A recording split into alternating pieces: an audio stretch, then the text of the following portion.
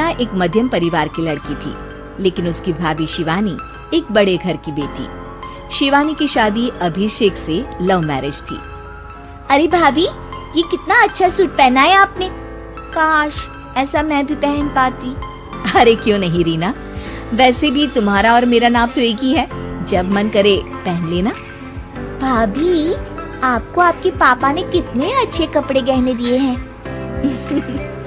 मैं उनकी इकलौती बेटी जो हूँ।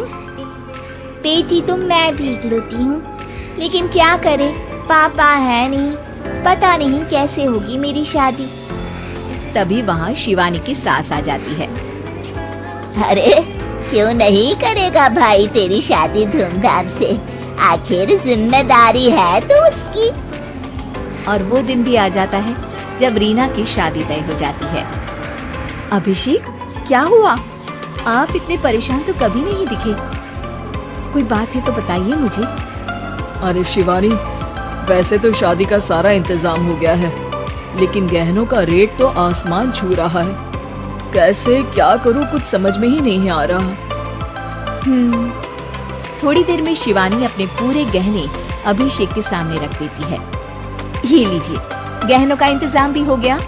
अरे नहीं नहीं शिवानी, मैं ये गहने किसी हालत में भी नहीं ले सकता। ये तुम्हारे पिता ने तुम्हें दिया था, और तुम हो कि। तभी वहाँ सास आ जाती है। अरे तो क्या हुआ, इसकी तो हो गई ना शादी, अब किसे दिखाने हैं इसने गहने। सास गहनों का डिब्बा शिवानी के हाथ से लेकर वहाँ से चली जाती है।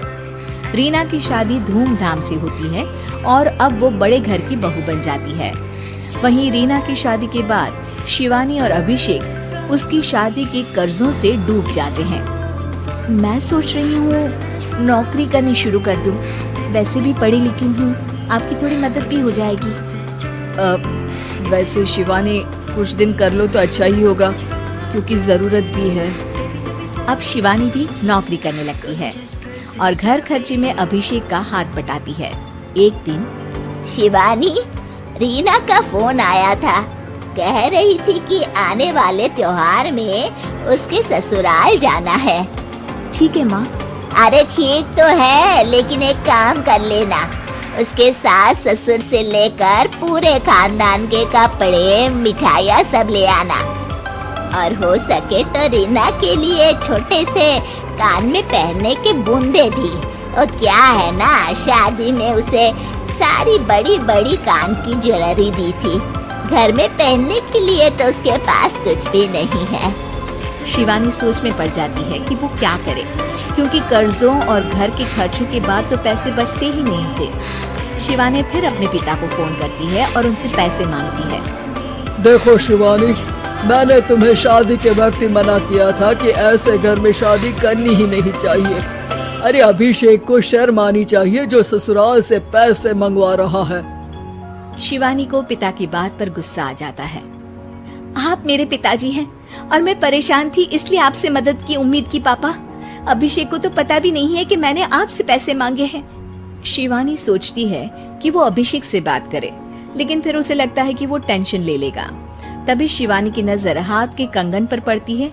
सीधे बाजार जाती है और उसे बेचकर ननद के घर ले जाने का सारा सामान लेकर आती है और सास के सामने रख देती है।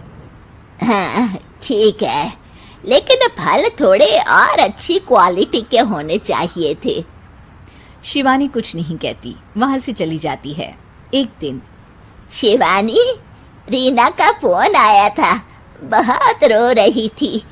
क्यों माँ, क्या हुआ? सब ठीक तो है ना उसके ससुराल में?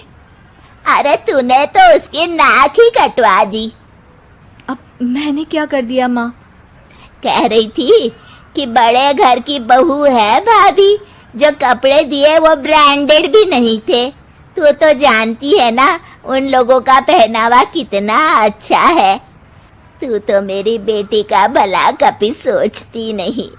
हाय भगवान, अरे बड़े घर की बहू है, इसी बात की जलन है ना तुझे? लेकिन याद रख, मेरी बेटी का सोचने के लिए भगवान है, तुम लोग कभी उसका बुरा नहीं कर पाओगे। अब शिवानी के मन में सवाल था कि क्या ईश्वर सिर्फ रीना के साथ है, उसके साथ नहीं, लेकिन उसे सुकून था कि वो अभिषेक के साथ उसकी जिम्मेदारियों को निभाने में बराबरी की हकदार है।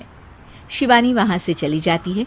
वो सास से कुछ नहीं कहती, क्योंकि अमीर घर की बहू बनकर रीना को भले ही सुकून ना हो, लेकिन गरीब घर की बहू बनकर शिवानी खुश है, क्योंकि खुशी पैसों से नहीं परिस्थितियों पर निर्भर करती है।